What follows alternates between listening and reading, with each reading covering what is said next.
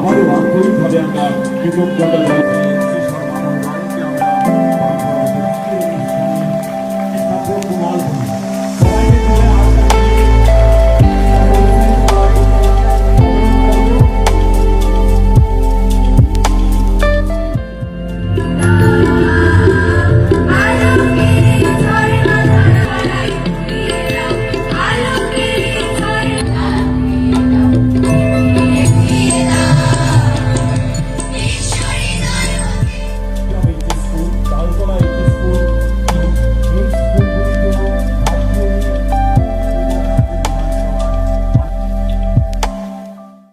আমরা ত্রিপুরা সরকার আমরা জানি যে শিক্ষা আমাদের প্রায়োরিটি সেক্টর, এবং সেখানে আমরা জানি যে জাতির যদি অগ্রগতি করতে হয় শিক্ষা ছাড়া কোনোদিন সম্ভব নয়, এবং সেটাকে যাতে ঠিকভাবে করা যায় আমরা কেন কোনো জায়গায় আমরা খামতি রাখব।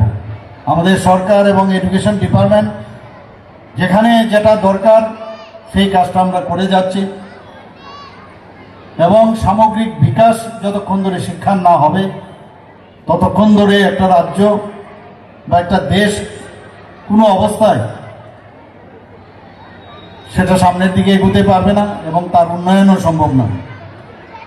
এবং আমাদের মাননীয় প্রধানমন্ত্রীজি বারবার বলছেন যে কোয়ালিটিভ এডুকেশন এবং বৃত্তিমূলক যে শিক্ষা সেটা অবশ্যই আমাদের দিতে হবে, এবং তার উপর উনি গুরুত্ব আরোপ করেছেন।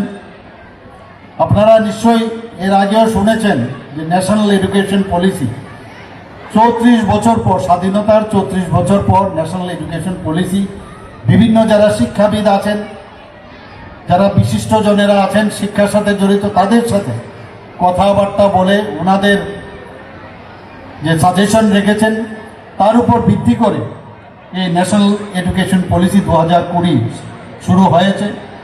আমাদের ত্রিপুরাতে আমার পূর্ববর্তী বক্তা এখানে বলেছেন যে শুধু স্কুলেই আমরা ন্যাশনাল এডুকেশন পলিসি এখানে চালু করিনি, কলেজ স্তরও আমরা ন্যাশনাল এডুকেশন পলিসি আমরা চালু করেছি।